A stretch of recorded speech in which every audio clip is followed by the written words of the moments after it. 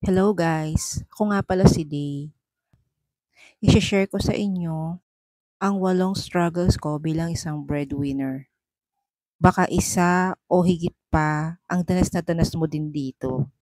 Una sa listahan, bumibilis ang takbo mo, huwag ka lang malate sa trabaho mo. Kasi bawat piso na mababaw sa sahod mo ay malaking kabawasan na. Na-experience mo na rin ba yung mga 2 hours or 3 hours before ng pasok mo? Magigising ka na, i-ready mo lahat, pero late ka pa rin.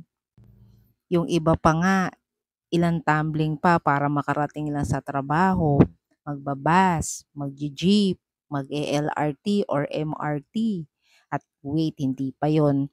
Pagbaba mo ng LRT or MRT, magta-tricycle ka pa. So, panibago na namang pakikibaka yun para makarating ka sa office. Tapos madalas, kapit na kapit pa yung time in mo, yung tipong may grace period na 15 minutes, tapos darating ka dun, 1 minuto na lang malilate ka na. Pangalawa, suki ka ng overtime.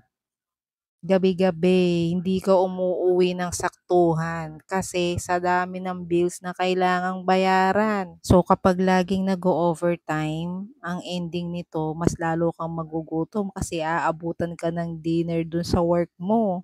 So bibili ka ulit ng food. So gastos ulit yun, te. Pero kailangan lumaban para sa mga bayarin. Pangatlo, mas madalas na short ang budget mo. Kahit na ikaw na yung pinakamagaling na mag-budget ng kaperahan, ang ending nito, suki ka ng pay later sa mga shopping app kasi hindi mo siya kayang bayaran ng buo sa dami ng kinakaltas sa sahod mo. Kung hindi naman pay later, mga loans naman, government loans. So, ilang years din yun bago mo siya ma-fully paid. Kasi minsan may mga hindi iniiwasang gastusin. So, urgent siya, kailangan mong unahin yun. Pang-apat, selfless love para sa pamilya. So, pag may kailangang gastusin sa bahay, halimbawa bigas, siyempre, uunahin mo yon o yung mga pambaon ng mga kapatid mo o kapamilya mo. So, ang ending, naeetsapuwera yung mga ibang dapat mong bilhin para sa sarili mo. Panglima, so ito naman yung kabaligtaran. So, laging nasa huli ang self-love mo. So, pag minsan maririnig mo mga katrabaho mo, meron silang mga travel goals, mga gustong puntahan o kainan na bagong restaurant, ganyan, food trip. So, lagi kang ekis ngayon, lagi kang pass doon kasi nga meron kang pinaglalaanan ng budget mo. Pang-anim, kabado ka sa bawat tawag o text galing sa kapamilya mo. Kasi minsan, may mga financial emergencies na wala na siya dun sa budget.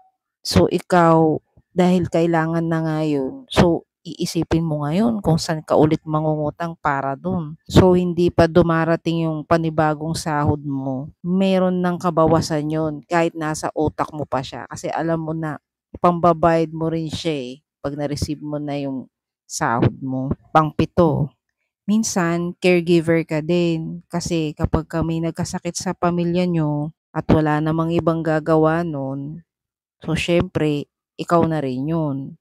Kaso problema, minsan dahil nag-absent ka dun, dahil nag-caregiver ka sa bahay, kulang na lang din yung sahod mo sa susunod. So parang cycle siya kahit na hindi mo gusto kasi siyempre ano bang unahin mo? Yung maalagaan mo, yung dapat mong alagaan o magtrabaho ka na buo yung sahod mo pero alam mo na merong nangangailangan sa bahay. Pangwalo, expectation versus reality. So, sa usual na Filipino family kasi, pagka panganay or kahit hindi yung panganay, kung sino man dun yung nakagraduate ng college. So, iniisip kasi usually pagka-graduate parang solved na lahat okey na lahat. Pero in reality kasi hindi gano'n. Kasi siyempre alam naman natin 'pag unang pasok mo, minimum wage ka pa lang or kahit na above minimum, hindi pa rin 'yun sasapat sa taas ng inflation rate ngayon sa mahal na mga bilihin. Hindi maka-cope up yung sahod mo. Sa mga daily struggles na ito na nabanggit ko, ilan ba dito yung naranasan mo na? Pa-share naman sa comment sa baba. Sa mga breadwinner na katulad ko, saludo ako sa inyo.